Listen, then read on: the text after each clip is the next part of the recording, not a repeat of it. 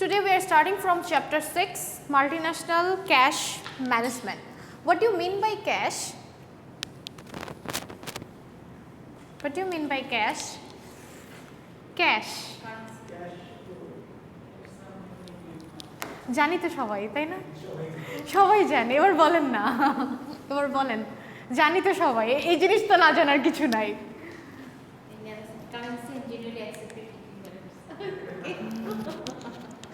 বলেন, এটা না জানার কিছু নাই।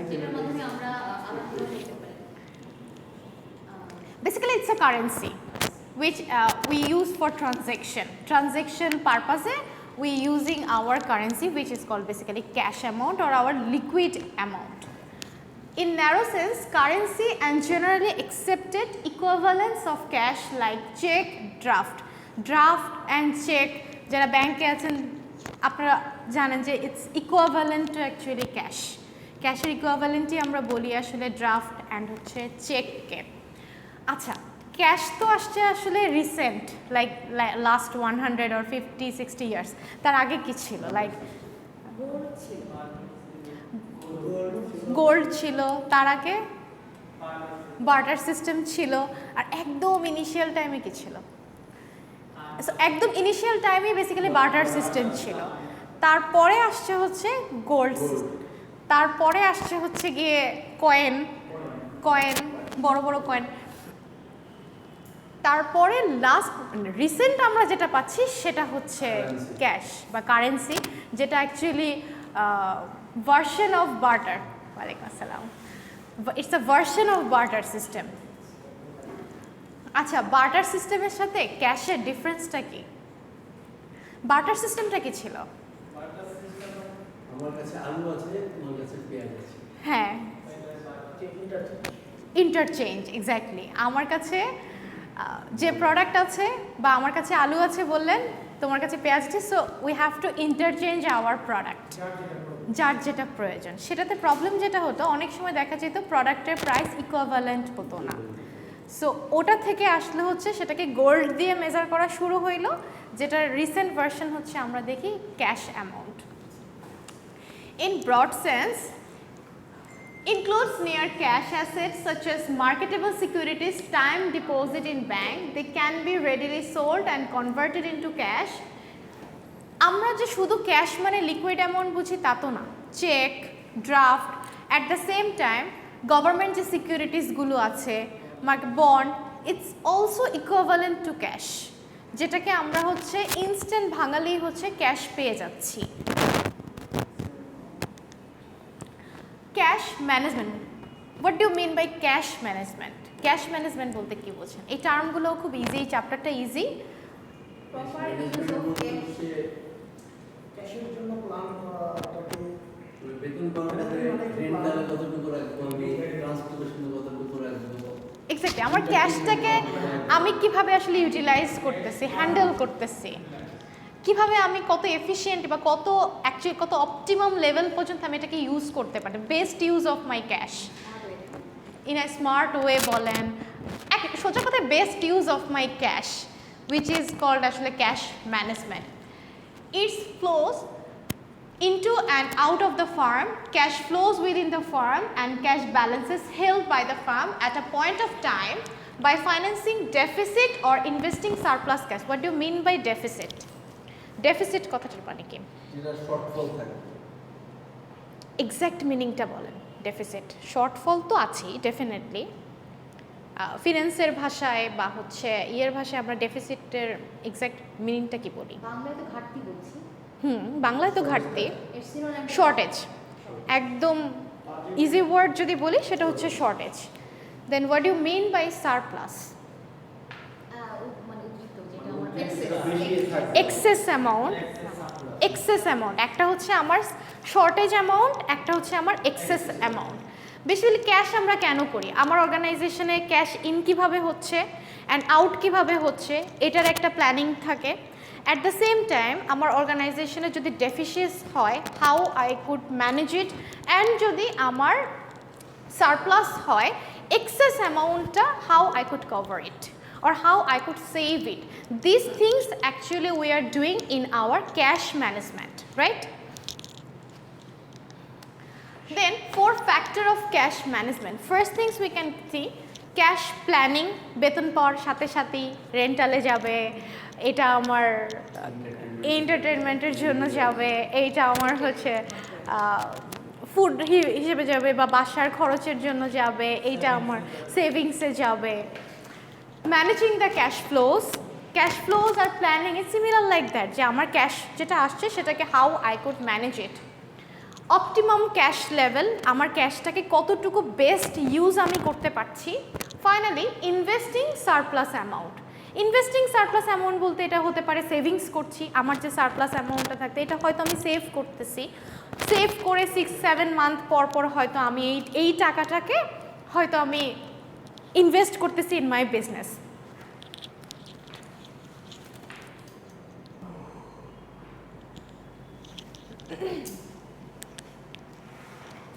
ওকে, 4 ফ্যাক্টর বললাম, cash planning, managing the cash flows, optimum cash level, investing surplus cash, আমার যে সারপ্লাস অ্যামাউন্টটা আছে how I could use it to reinvest, basically ইনভেস্টমেন্টে, যে আমি একটা অ্যামাউন্ট আমি সেভ করতেছি 5 to 6 মান্থ পর, how I could invest it or how I could reinvest this surplus amount, how I could extend my business.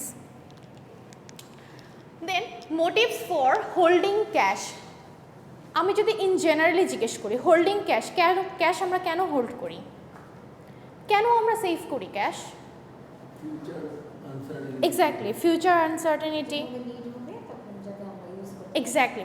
আচ্ছা, আরেকটা term suddenly মাথায় আসলো, reward and provision. Do you know the difference between this or do you know the exact meaning of this? Reward and provision, sorry reward বলছি, reserve and provision. Reserve and provision. Reserve তো আমরা বুঝি, reserve কি সেটা বলেন। Reserve cash বলতে কি বুঝি?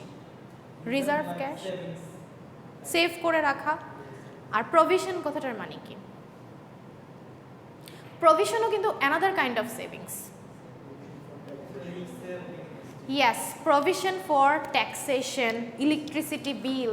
প্রভিশন হচ্ছে বেসিক্যালি আমরা এমন পারপাজে সেভ করব যেটা আমি জানি আমাকে এক্সপেন্স করতে হবে, যেমন ইলেকট্রিসিটি বিল, আমার ট্যাক্স, আমি জানি এটা আমাকে দিতে হবে, আমি জানি হয়তো এক্স্যাক্ট অ্যামাউন্ট জানি না, আমার ইলেকট্রিসিটি বিল কত আসবে অর্গানাইজেশনে আমি জানি না, বাট আমি প্রিভিয়াসটা দেখে একটা ফোরকাস্ট করতে পারবো যে লাস্ট টাইমগুলো 3000-4000-এর মধ্যেই ছিল, তাই না আমি অ্যাটলিস্ট 4000 বাবদ আমার ইলেকট্রিসিটি বিল বাবদ আমি সরিয়ে রাখি, যেন আমি ইলেকট্রিসিটি বিল আসলে এটা এক্সপেন্স করতে পারি।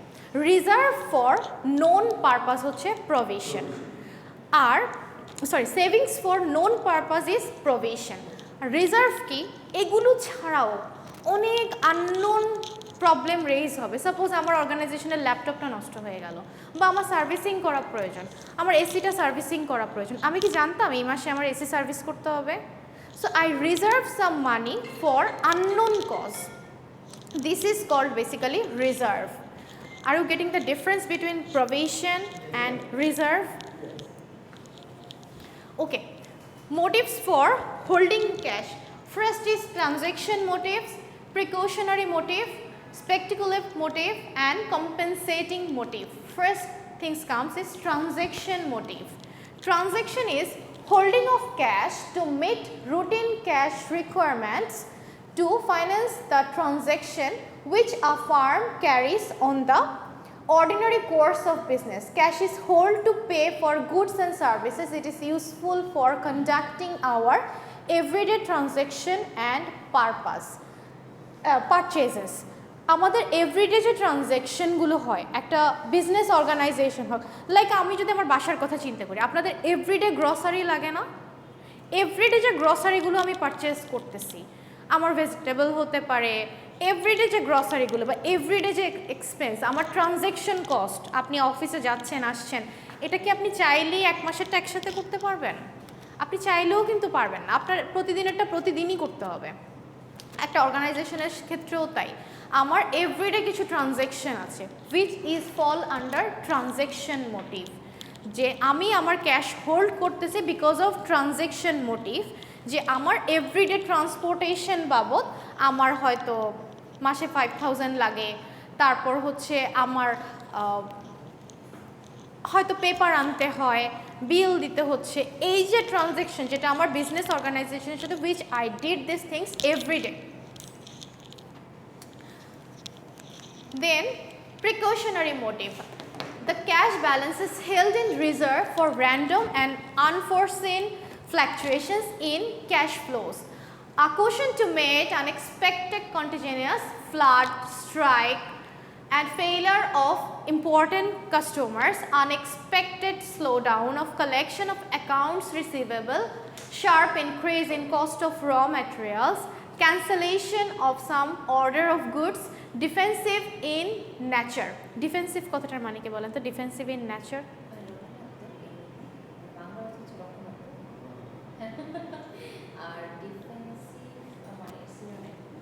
সোজা কথা, নেচার যখন বিট্রে করে আমাদের সাথে, আমার নেচার যখন আমাদের সাথে রিভেঞ্জ নেয় আর কি। ন্যাচারাল ডিজাস্টার, একদম ইজি বাংলা বলতে ন্যাচারাল ডিজাস্টার কখন আসবে আমরা জানি। এই যে চিটাগাংয়ে এখন ডিজাস্টার সিচুয়েশন, অর্ধেক পানি, স্কুল কলেজ ইউনিভার্সিটি তো বন্ধই, প্লাস হচ্ছে আপনার বান্দরবনের অবস্থা আরও বেশি খারাপ। বান্দরবন, তারপর হচ্ছে কক্সবাজার, ওই সাইডের অবস্থা তো খুবই খারাপ, হুইচ ইজ ন্যাচারাল ডিজাস্টার। সোমবারে কুমিল্লা থেকে আমি ব্যাক করে আসছি, যাওয়ার কথা ছিল বৃষ্টিতে মোটরসাইকেলে। গত উইক তো পুরোটাই বন্ধ ছিল, ওই সাইড পুরোটাই বন্ধ ছিল। I don't know. এটা হয়তো ড্রেনের কারণে, এটা কখনো আর ঠিক হবে না, এটা আসলে কখনো আর ঠিক হবে না। বাংলাদেশে হবে, রাইট। আসলে ওদেরও কিন্তু আপনি বলতে পারবেন না দোষ আছে, কারণ হচ্ছে আমার যখন লোড, যেমন সারপ্লাস আমার, আমি আর নিতে পারতেছি না, আমাকে কি করতে হবে? বমি করে ফেলে দিতে হবে, তাই না? So I have no other way. এটার অ্যাকচুয়ালি মালদ্বীপ ছাড়ে ওদেরকে, ওরা ছাড়ে আমাদেরকে, মাঝখানে তো আমরা সাফারার হচ্ছি। মালদ্বীপ আসলে থাকবে না। মাঝখানে একটা আর্টিকেল পড়তেছিলাম আমি যে লাস্ট 20 to 30 ইয়ার্সের মধ্যেই দেখা যাচ্ছে যে ইট উইল বি ডিজাস্টার, মানে এটা নিঃস্ব হয়ে যাবে আর কি। এটা কোনো কিছু হয়তো আর ওভাবে থাকবে না, থাকলেও হয়তো খুব লাইট পোর্শন থাকবে, মানে এইভাবে আর থাকবে না। এই দ্বীপটা আসলে এতটাই হয়ে আসতেছে, এখন স্ক্যাটার্ড হয়ে আসতেছে। বেশিরভাগ দ্বীপগুলাই হচ্ছে মালদ্বীপের এখন পানিতে হয়ে যাচ্ছে, পানির নিচে চলে যাচ্ছে, আস্তে আস্তে ভরাট হয়ে যাচ্ছে আর কি এটা। সো ভারতের পানি এখানে আসবেই, এটা আপনি চাইলেও আটকাতে পারবেন না। অ্যান্ড এটা যে আপনি ওই যে বললাম এক্সেসিভ যখন হয়ে যায়, লোড যখন হয়ে যায়, আপনার না ছেড়েও তো উপায় নেই। সো আলটিমেটলি কী হচ্ছে, আমরা লো জোন, আমরা সাফার করতেছি। আর এটার মেইন রিজন আসলে ওই যে বলে না ন্যাচারাল রিভেঞ্জ। কী হচ্ছে আপনার, আগে তো এত প্রয়োজন হতো না, আগে আপনার পুকুর ছিল একটু পরপর, সো পানিগুলো ওখানে যাওয়ার একটা ওয়ে ছিল যে পানিগুলো নেমে পড়ে যাচ্ছে। এখন তো কিছু নাই। এখন আপনি কয়টা পাবেন, এই যে ঢাকার মধ্যেই আপনি যান না, যখন ফ্লাইটে উঠেন তখন দেখবেন ঢাকায় আসলে এই ছোটো ছোটো ছোটো ছোটো বিল্ডিং ছাড়া আর কিছু দেখা যায় না। লাইক কোনো নদী বলেন, কোনো কিছুই আপনি দেখবেন না, কোনো গ্রিন কিছু দেখতে পাবেন না। মানে ঢাকায় ঢুকলে আপনি বুঝবেন যে গ্রিন কিছু নাই। ইভেন আপনি ঢাকার বাইরে থেকে এসে গ্লাস খুলে আপনি জার্নি করতেছেন, সাপোজ ঢাকায় যখন ঢুকবেন তখন আপনি টের পাবেন অটোমেটিক্যালি, আপনার চোখ বন্ধ থাকলেও আপনি টের পাবেন বিকজ অফ দিস হিট, যে আপনি অ্যাকচুয়ালি ঢাকার দিকে ঢুকতেছেন, সেন্টারের দিকে। Chittagong is another centre, so ওখানকার অবস্থা অলমোস্ট লাইক তাই, পাহাড় টাহাড় কেটে আসলে কিছুই নাই। সো এই অবস্থার মধ্যে আপনি কিভাবে এক্সপেক্ট করেন যে ওরা, আমরা আসলে নিজেরাই তো আমাদের এটা শেষ করে দিচ্ছি। ইমব্যালেন্স অফ নেচার বা defensive on nature, natural disaster. So natural ডিজাস্টারের পরিমাণ এখন বাড়তেই থাকবে। ন্যাচারাল ডিজাস্টার আগের তুলনায় এখন অনেক বেশি না, বাড়তেই আছে বাড়তেই আছে। আর প্রত্যেকটা ন্যাচারাল ডিজাস্টারে দেখবেন একটা পুরো জোন শেষ হয়ে যায়, মানে ট্রেমেন্ডাস একটা এফেক্ট পড়ে ন্যাচারাল ডিজাস্টারগুলোতে। ইভেন এই যে স্পেশালি ঘূর্ণিঝড়গুলিতেই দেখেন না কীরকম বাজে মানে সিচুয়েশন যায়।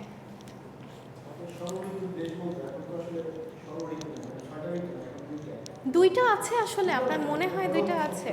যা সামারি তো দেখি আমি। ইভেন দেখেন এই যে আগস্ট মাসে এখন বৃষ্টি হচ্ছে, বন্যা হচ্ছে, এটা একটু কেমন না? আমরা আগে জুন জুলাইতে বৃষ্টি দেখছি, শেষ ছিল আগস্ট, অথচ এখন শুরু হয়েছে, এখন শুরু হয়েছে, তাহলে উইন্টার আসবে কবে? এবছর তো জুন জুলাইতে বৃষ্টি দেখছেন, কালবৈশাখী ঝড় দেখেন এবছর? দেখছেন কালবৈশাখী ঝড়? আমার মনে পড়তেছে না আর কি কালবৈশাখী ঝড় আমি দেখছি। সো বৃষ্টি শুরুই দেখলাম এই আগস্টে এসে, বরং একটু বৃষ্টি দেখলাম, আর তো আমি বৃষ্টিই দেখি নাই। ওকে, প্রিকশনারি মোটিভ হচ্ছে এই ধরনের ইনস্ট্যান্ট যখন কোনো প্রবলেম অর এই ধরনের ইনস্ট্যান্ট যখন কোনো নেসেসিটি ক্রিয়েট হয়, ফ্লাড হচ্ছে, ন্যাচারাল ডিজাস্টার, স্ট্রাইক হচ্ছে, অথবা আপনার একটা বড় অর্ডার ছিল, সে অর্ডারটা সাডেনলি ক্যান্সেল হয়ে গেছে।